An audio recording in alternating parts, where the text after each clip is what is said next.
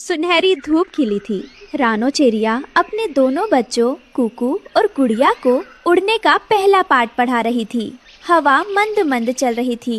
कुकू, गुड़िया, मेरे प्यारे बच्चों, अपने पंख पूरे फैलाओ और उन्हें महसूस करो। हवा की लहरों पर भरोसा रखो, यह तुम्हें बिल्कुल नहीं गिरने देगी। यह उड़ना तुम्हें आज़ादी देगा। डरने की कोई ज़रूरत नहीं है। माँ, मुझे डर लग रहा है। अगर मैं नीचे गिर गया तो?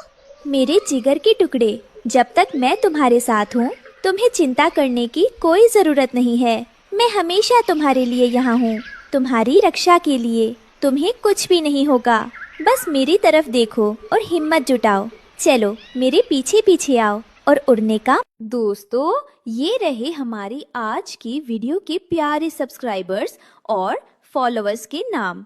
समीम शेख, सोनी चौरसिया, समीर खान, पारुल। जो नहीं चुने गए, चिंता मत करो, अगली बार तुम भी बन सकते हो जंगल के सुपरस्टार। दोस्तों, अगर आप भी चाहते हैं मैं आपका नाम अपनी कहानी में लूं, तो देर किस बात की, जल्दी से कमेंट करके अपना नाम हमें भेजें।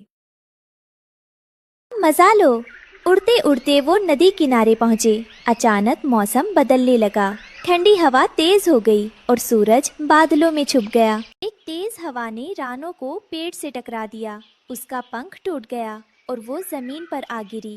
खाना भी गिर गया। आह, मेरा पंख! यह बहुत दर्द कर रहा है, लेकिन मैं यहाँ इस हालत में रुक नहीं सकती। चाहे कुछ भी हो जाए, मुझे अपने बच्चों के पास पहुँचना ही होगा। वो मेरा इंतजार कर रहे होंगे और डर रहे होंगे। तिनकों के घोंसले में कुकू और गुड़िया ठंड से कांप रहे थे। बारिश का पानी घोंसले में भरने लगा था। माँ, अभी तक क्यों नहीं आई? मुझे बहुत ठंड लग रही है भैया। शांत हो जाओ गुड़िया, माँ आती ही होगी। वो हमें छोड़कर कहीं नहीं जाएंगी। रानो हाफते हुए डाली के किनारे पहुंची। वो पूरी तरह भीगी हुई थी और खून बह रहा था। माँ, आप आ गई। हाँ मेरे बच्चों, मैं आ गई हूँ।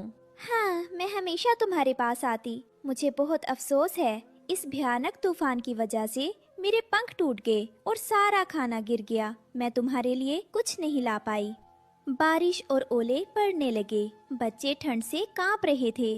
मेरे पास आओ जल्दी, मेरे पंखों में छुप जाओ, यही तुम्हें गर्मी और सुरक्षा मिलेगी। पर माँ, आप तो भीगी हुई हो। एक तेज हवा ने रानो को पेड़। मुझे ठंड नहीं लगती मेरे बेटा, तुम बस मेरी चिंता मत करो। तुम दोनों अंदर आराम से सुरक्षित रहो। मेरा प्यार तुम्हें गर्मी देगा। रानो ने अपना टूटा पंख फैलाकर बच्चों पर छतरी बना ली। बर्फीले ओले सीधे उसकी पीठ पर गिर रहे थे। मैं अपनी आखिरी सांस तक इस तूफान को अपने बच्चों तक नहीं पहुंचने दूंगी। मेरा प्यार ही उनकी ढाल है। बच्चे माँ की गर्मी में चैन से सो गए, अनजान कि उनकी माँ ऊपर मौत से लग रही है। तूफान शांत हो चुका था। सूरज निकल आया। कुकू और गुड़िया ने आंखें खोली। वो सूखे और सुरक्षित थे, लेकिन रानो वहीं पत्थर की तरह जमी हुई थी। माँ, उठो माँ, सुबह हो गई, धूप निकल आई है। माँ, बोल क्यों नहीं रही? माँ का शरीर कितना ठंडा है। तूफान शांत हो चुका था, लेकिन रानो बेजान पड़ी थी और उसके दोनों बच्चे। गुड़िया रोने की आवाज पूरे जंगल में गूंज रही थी। माँ, आप हमें छोड़कर नहीं जा सकती। उठिए ना माँ। भैया, माँ सुन क्यों नहीं रही है? पास ही के पेड़ पर एक बुलबुल बैठी थी। उसने बच्चों के रोने की दर्दनाक आवाज सुनी। वो तुरंत उड़कर पास आई। अरे नहीं, ये तो रानो है। ये अनर्थ कैसे हो गया? मौसी, देखो ना, माँ उठ नहीं रही हैं। उन्हें बहुत ठंड लग रही है। मुझे ठंड नहीं लगती मेरे। रानो को अंतिम विदाई देने के बाद बुलबुल ने बच्चों को उस गमगीन जगह से दूर ले जाने का फैसला किया। गुड़िया, कुकू, रो मत। चलो, मैं तुम्हें तुम्हारी माँ के पुराने लकड़ी के घर में ले चलती हूँ। अब तुम वहीं सुरक्षित रहोगी। ठीक है मौसी, जैसा आप कहें। बुलबुल बच्चों को लेकर रानो के बनाए पक्की लकड़ी के घर पर आई। देखो, ये घर तुम्हारी माँ ने बनाया था। यहाँ तुम सुरक्षित रहोगे। मैं खाना लाती हूँ, तब तक बाहर मत निकलना। ठीक है मौसी, हम इंतजार करेंगे। बुलबुल के जाते ही कालू कौवा की नजर उस लकड़ी के घर पर पड़ी। उसका लालच जाग गया। रानो तो गई, अब इस शानदार लकड़ी के महल पर मेरा कब्जा होगा। कालू ने दरवाजे पर जोर से चोंच मारी और बच्चों को धमकाया। बच्चे अंदर सहम गए।